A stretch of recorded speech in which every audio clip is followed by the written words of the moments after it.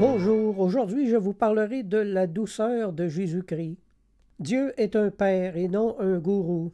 Jésus-Christ est le seul qui soit vraiment digne d'avoir des disciples. En Matthieu chapitre 23, Jésus a fait des reproches aux conducteurs religieux de son temps.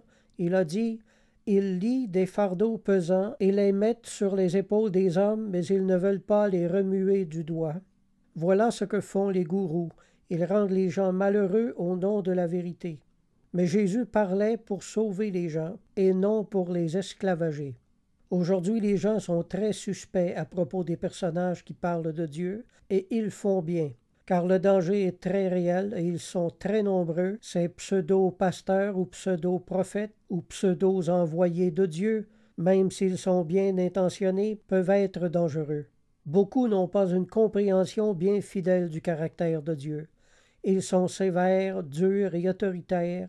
Étant donné qu'ils sont eux-mêmes durs et insensibles, c'est pourquoi ils nous présentent un Dieu dur et insensible.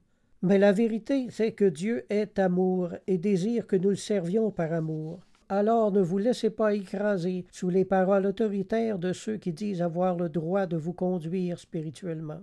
Peu importe la quantité d'études qu'ils peuvent avoir faites, les gens durs et sévères ne connaissent pas Dieu, c'est la triste et stricte vérité. Les évangiles nous disent que Jésus était doux et humble de cœur.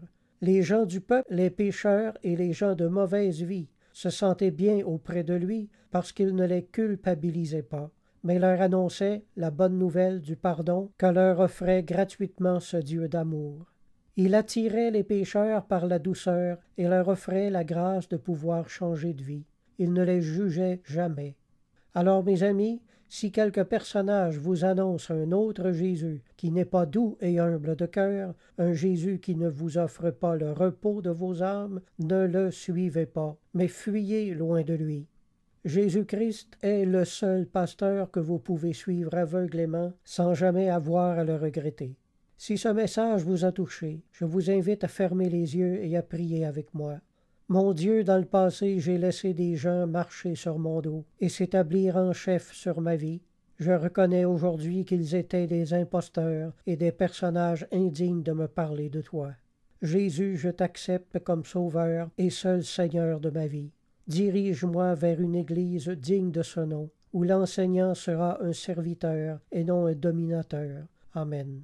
Si vous avez des questions, mon adresse courriel est jocelyn041@hotmail.fr. Alors je vous dis à la prochaine, gardez la foi et la foi vous gardera.